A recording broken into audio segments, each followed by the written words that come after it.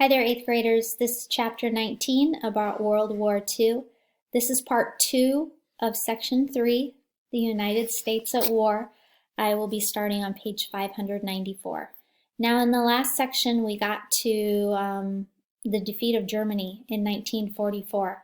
Now we're going to back up just a little bit to 1942 because at the same time, fighting was going on in the Pacific Ocean at the same time that fighting was going on in Europe. So we're going back in time just a little bit. War in the Pacific. In May 1942, American warships defeated a Japanese fleet in the Battle of the Coral Sea. In June, Japanese forces tried to take the Midway Islands, an atoll in the Central Pacific, about 1,200 miles northwest of Hawaii. The naval and air battle of Midway that ensued was a great victory for the Allies, resulting in the first major defeat of the Japanese Navy. It slowed the Japanese advance across the Central Pacific, brought an end to the threat to Hawaii, and ended Japanese naval superiority in the Pacific. Japan still held many heavily fortified Pacific islands, so the Allies adopted a military strategy called island hopping to cut Japanese supply lines by capturing key islands and to use them as bases to attack other Japanese strongholds, especially the Philippines and especially Japan itself. Now, before I continue, I do call your attention to the map on page 594. This shows us the extent of the Japanese Empire. It's everything inside that red outlined area. This was the extent of what Japan was controlling at this point in time. Very, very powerful, reaching far into the Pacific Ocean. Guadalcanal. In August 1942, Americans took the first step in a long and bloody road to Tokyo when Marines landed on Guadalcanal in the Solomon Islands.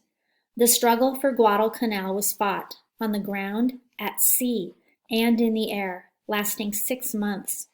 Not until 1943 did Japan's resistance there come to an end. In attacking the United States, Japan had failed to realize the industrial power of America and its ability to mobilize that power rapidly. Of the 19 ships sunk at Pearl Harbor, 17 were returned to duty just a year later, by December of 1942, and new ships were constantly added. The Navy worked out new ways of fueling and repairing ships at sea, allowing fleets to stay at sea for long periods of time. During 1943 and 1944, American forces island hopped toward the Philippines and Japan. In October 1944, Allied forces, under the leadership of American General Douglas MacArthur, landed in the Philippines. MacArthur's advance was matched by amphibious operations directed by Admiral Chester Nimitz against Japanese-held islands in the Central Pacific. Iwo Jima and Okinawa. In 1945, the last of Japan's island outposts fell with the taking of Iwo Jima in March and Okinawa in June. Although Iwo Jima measures only a few square miles, American Marines suffered more than 20,000 casualties in capturing it. Japan now began to use kamikazes, suicide pilots, who flew bomb-laden planes into American ships. During the invasion of Okinawa, kamikazes scored 279 hits on United States vessels. By the summer of 1945, after Germany was defeated, all Allied power was turned against Japan. Remember, we had to go after Germany first, and then Japan. The Soviet Union agreed to declare war on Japan and confront Japan's forces in Manchuria. But the conquest of the Japanese islands was left to the United States. America's long-range B-29 bombers had been bombing Japan from bases on recaptured Pacific Islands since June of 1944. In one raid alone in March of 1945, more than 83,000 Tokyo civilians, that's just ordinary people, not soldiers, just ordinary people. That's what civilians are. More than 83,000 Tokyo civilians were incinerated by American incendiary bombs. These are bombs that burst into flames. This causes much damage to everything, everyone. But despite such heavy casualties, Japan's military leaders rejected calls for unconditional surrender. American commanders worried that an invasion of Japan would meet heavy resistance and might cost 1 million lives. Hiroshima and Nagasaki. Since early in the war, American scientists had secretly been developing an atomic bomb. First tested in New Mexico in July of 1945, it gave Harry Truman, who became president after Roosevelt's death, another choice, and Soviet leader Stalin told Truman to make good use of it.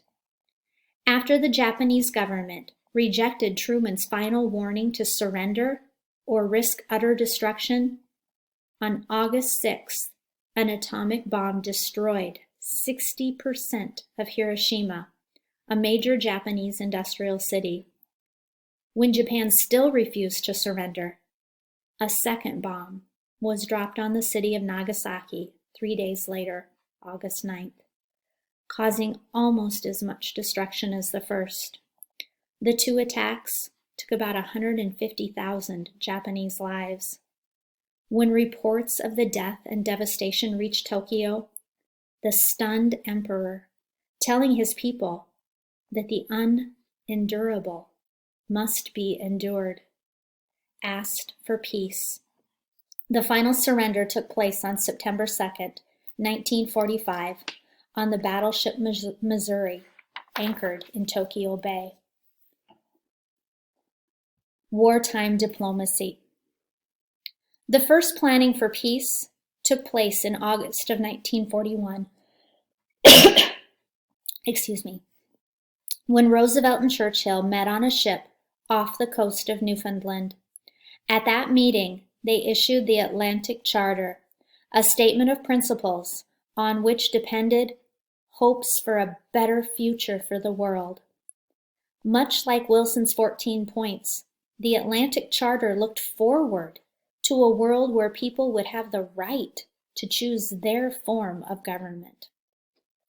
After Pearl Harbor, Roosevelt turned his attention to forming an alliance among the nations fighting against Hitler. On January 1st, 1942, representatives of the 26 countries at war with the Axis powers agreed to support the principles of the Atlantic Charter. They promised full economic and military support in the war, and they agreed not to make a separate peace. In holding the Great Alliance together, Roosevelt and Churchill kept constantly in touch. Although they often did not agree on strategy, neither wavered in admiration for the other. Working closely with the other major allies was more difficult.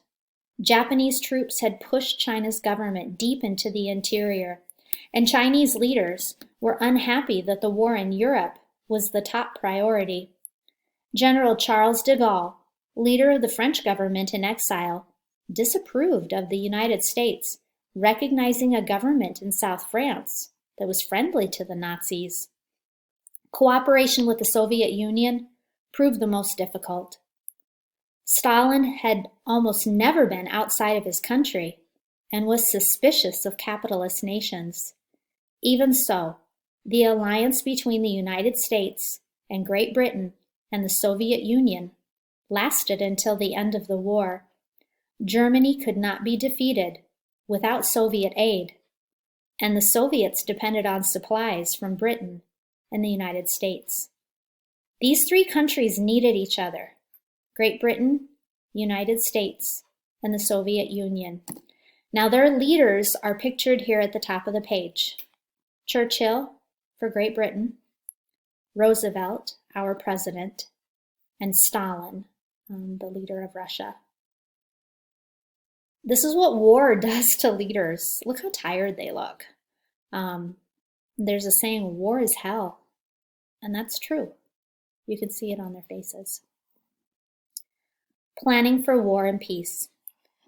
Cooperation and plans for war and peace was worked out in a series of international conferences. At Casablanca, Morocco, in January 1943, Roosevelt and Churchill agreed to demand unconditional surrender from the Axis powers, assuring the Soviet Union that its allies would not sign a separate peace treaty with Germany. At Cairo, Egypt, November of 1943, Roosevelt and Churchill met Chinese leader Chiang Kai-shek and agreed that Japan should be stripped of its Pacific Empire and Korea be given independence. From Cairo, Roosevelt and Churchill flew to Tehran, capital of Iran, to meet with Stalin. There they promised that the D-Day invasion of France should be launched the next year. Now we're back in time here again. We're going to see what else was going on concurrently as these other battles were going on in Europe, in the Pacific, and then these leaders are working for peace at the same time. There they promised that the D-Day invasion of France would be launched in the next year. In return, Stalin agreed to begin a new offensive against Germany at the same time from the east. The Yalta Conference. In February 1945, Roosevelt, Churchill, and Stalin met for the last time at Yalta in the Soviet Union. They agreed publicly that the United States, Britain, and the Soviet Union, along with France, should occupy Germany after the war, but they promised to encourage some form of representative government for the other peoples of Europe. They also agreed on a conference to be held at San Francisco in April 1945 to establish a world peace organization. Secret agreements at Yalta covered the terms on which the Soviet Union could enter the war against Japan after Germany was defeated. The Soviets were promised Japanese territories and that they could keep Outer Mongolia in China and obtain an ice-free naval port. In return, Stalin agreed to support the nationalist government of Chiang Kai-shek instead of the Chinese communists who were challenging Chiang for power. Although the Yalta agreements later were attacked as a sellout, at the time it seemed vital to keep the Soviet Union from making a separate peace with Germany when American and British forces were still fighting in the West. Even more important, the U.S. wanted Soviet support in the war against Japan. Roosevelt's death. When he reported to Congress on his Yalta trip, Roosevelt looked tired and pale. 2 months later, April 12, 1945, the president died suddenly at Warm Springs, Georgia. The nation he led for more than 12 years was shocked, and newspapers that printed daily lists of soldiers and sailors who had died in action added the name Roosevelt Franklin D., Commander-in-Chief. The United Nations. 2 weeks after Roosevelt's death, representatives of 50 nations met at San Francisco to make plans for a new world organization. But the talks at San Francisco were made more difficult by raising suspicions among the Allies. The Soviet Union was keeping a firm hand on Poland and seemed to be breaking its Yalta promises. Still, the meeting at San Francisco produced a charter for the United Nations, the UN. The preamble of the UN Charter pledged all the countries signing it to be faith in fundamental human rights and to justice and respect for the terms of peace treaties and to the goal of living together. In July 1945, when the Senate ratified the charter by a vote of 89-2, the United States became the first nation to join the United Nations.